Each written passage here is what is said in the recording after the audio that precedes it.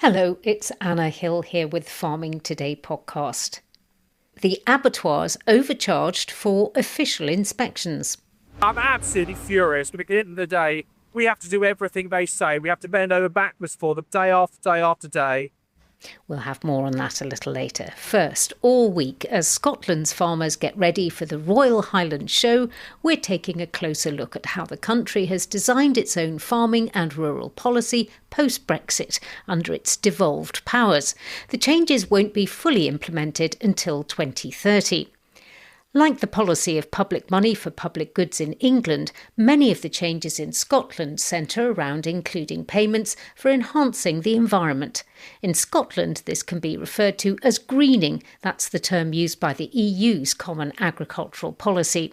Not all farmers have embraced the idea of including wildlife alongside food production, but farmer and writer Tom Bowser has done more than most, including releasing beavers on his farmland. I asked him why. We wanted to do it because we thought they were very important animals. They mattered a lot to the environment, and it just seemed such a waste to be killing them when you could be taking a more proactive, non-lethal option instead. And what have they done to the farm?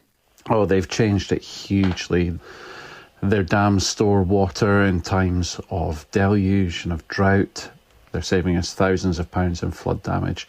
They've completely re-engineered their wetlands. They've become this huge part of our lives and also a very welcome part of our wildlife tourism business as well. How much of your farm is dedicated to nature, would you say? So Argotty is about 1,400 acres, and say about a fifth of that is dedicated in one way or another to nature, yeah. And does that pay? We're a very diversified business. As well as being a standard sheep and beef farm, we run Airbnbs, we do a lot of wildlife tourism. We have to just, I guess, be quite entrepreneurial. We do get grants from the Scottish Government for certain things that we do, but that's the one thing I would say is quite tricky, is that there's not a lot of money available for this sort of work. What the Scottish Government has committed to is to roll out a new agricultural funding system where money will be given in subsidies to land managers for producing food, for greening, effectively offsetting some of the environmental impacts they have, for the equivalent of agri-environment schemes which we had under the Common Agricultural Policy, training, all these things.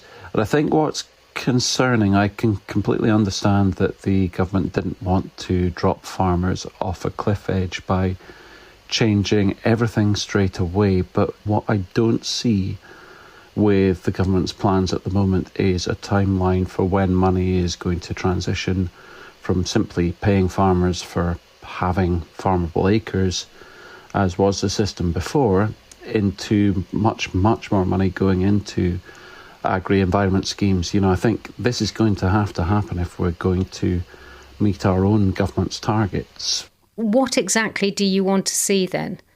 I would like to see a very clear timeline of how money will be more equitably distributed between the various different pots.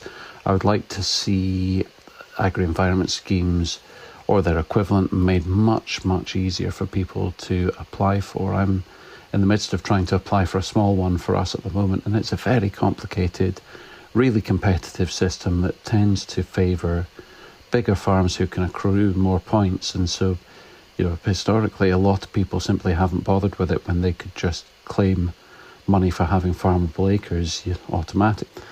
I would just like to see a real commitment coming through, because if we don't see it in agricultural policy when so much of the land is farmed, then it's just not going to happen.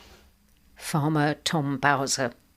A new study by the Game and Wildlife Conservation Trust, published by Natural England, suggests that the impact of the release of millions of pheasant and partridge into the countryside for shooting does not have a significant impact on the insect population in the wider environment.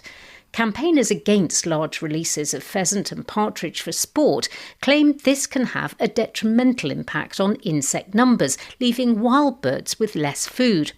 The study from the GWCT was based on 2 PhDs, which made detailed assessments of the impact of game bird releases on invertebrates, one concentrated on pasture areas and the other on woodland margins. I spoke to Dr. Rufus Sage, Principal Researcher at the Game and Wildlife Conservation Trust, who wrote the report.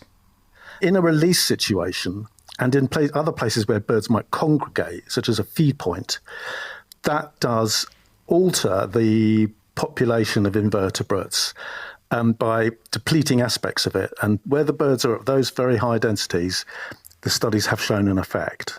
Away from where birds congregate, they're not really having an effect on invertebrate populations in the wider countryside. Are they eating something else? Game birds, before and during and then in the spring after the shooting period, are fed. And so their diet is dominated by what they're given. But then otherwise, they'll be eating vegetative material that they find as well. And just to make it clear, both of these studies did look at control areas as well, that is, where birds were not released, to compare the difference. They did. Both involved control sites. The grassland one had 7 or 8 sites in total, half controls and half release sites, and the woodland one was 40, half and half. So there's a real sort of depth and quality of information in those PhDs. And as I say, I thought it was a shame that it was kind of being not looked at properly. Campaigning groups who are objecting to the numbers of pheasant and partridge being released into the countryside claim that they do have a specific impact. As you move away from game bird release areas, which are very carefully managed, the densities of birds in those areas, even if they're just a few hundred metres from the game area, are very, very small. And if you've got 5 or 20 birds per km square in an area, to me, it's basically implausible that they're having an effect on ground invertebrates because they're so few and far between. And I think that the report I've written, National England have published, underline that. The data you're using is more than 10 years old, I believe. Is this still relevant?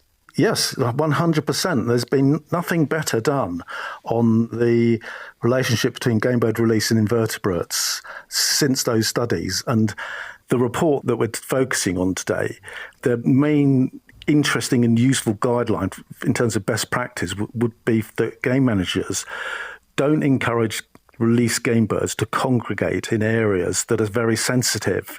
It's that kind of intelligent approach in game management that reduces potential effects.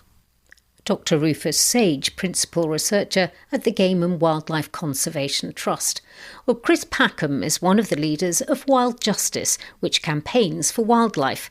It's been pressing for the government to carry out an environmental impact assessment of the release of millions of game birds into the environment. Chris Packham told me he believes the report out today is based on old data which isn't specific enough to answer concerns about the impact of game birds. I think if you look into the detail of the reports, you'll see that those people who conducted that research all those years ago looked at common generalist invertebrates, not specialised and perhaps rarer animals. And in that account, if you have a common generalist and it's denuded in an area, perhaps around the release pens where they were looking and collecting that data, it would be relatively easy for that population to bounce back. If you have a localised, specialised insect that's occurring at much lower densities, then it would be a lot more fragile and a lot less likely that that population would recover. This data isn't broad enough to draw wide conclusions about the impact of game birds on insect populations. The GWCT says that they have answered the question that Wild Justice was asking about the impact of pheasant releases on the environment and that it should be answered scientifically. I don't think this is sufficiently robust evidence. I think the GWCT have a vested interest in presenting this data in the way they have. I think the unpublished PhD thesis, which I have not specifically targeted this type of research and have looked at general non-specialised in invertebrates in that environment, and a selective review is not independent, peer-reviewed science. And when we make decisions, important decisions about how we manage and conserve our countryside, that's where we should be going. When we're looking at the impact of 40 to 60 million non-native birds being dropped into our environment every year, it's not just invertebrates which they would have an impact on. And much of their diet is put over to seeds, so they would have an impact on the botany of that area. And we know from studies that have been conducted overseas, these are peer-reviewed scientific studies, that they've had a significant impact on the populations of reptiles, notably common lizard and adder. Chris Packham from Wild Justice.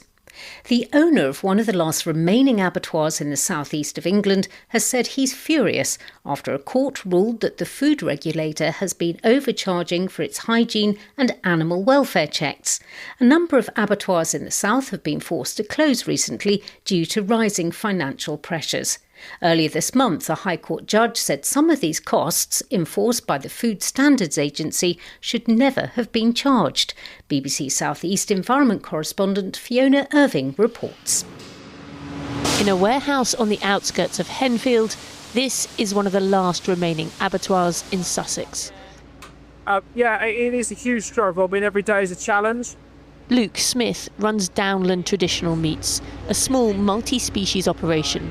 He says he's been a victim of overcharging by the Food Standards Agency. I'm absolutely furious, but at the end of the day, we have to do everything they say. We have to bend over backwards for them day after day after day. And I think the challenges in which they put you under and the cost pressures they're putting you under, it had to break at some point. Earlier this month, the High Court ruled that the FSA regulator has been unlawfully charging abattoirs for costs not directly related to their official food safety and animal welfare checks. We are absolutely beholden to the Food Standards Agency. We have no choice but to use them and which to operate and get them here for their services. Failure to do any of their tasks can result you in court, fines, even imprisonment if you really go further down the line. But yeah, it's about time they were brought to justice in some of their unnecessary costs that they've been punishing us for some time. In a statement, Katie Pettifer, the chief executive of the Food Standards Agency, said, "We are disappointed with the ruling's conclusions about how charges are calculated. We acted in good faith in calculating our charge rates and are seeking leave to appeal the judgment." She said food safety is non-negotiable. Our official vets and meat hygiene inspectors do essential work every day that protects public health and upholds animal welfare. That will not change. Financial pressures have seen a number of small abattoirs go out of business across the country. Those who rely on the ones that remain, like Surrey sheep farmer Andrew Compton, want to see more support for the sector. The damage, if you like, has been done. Unfortunately, I think there will be abattoirs that have fallen by the wayside, since the advent of this ruling, that are not retrievable. So the damage is done. The bigger picture is that there needs to be more thought about supporting locally produced food to shorten the distance from farm to fork, and if it means maintaining some of these facilities to do that, then that's what has to be done. Some of the abattoirs? Yeah. I mean, I think the government, the FSA, or whichever quango that they're going to use, needs to come up with some grant funding that will help to support them, to help the costs. It may be many months before abattoirs are reimbursed for the overcharge. That cost to the FSA could run into the millions. Fiona Irving reporting. That's all from us. I'm Anna Hill. The producer was Rebecca Rooney. Farming Today is a BBC Audio Bristol production.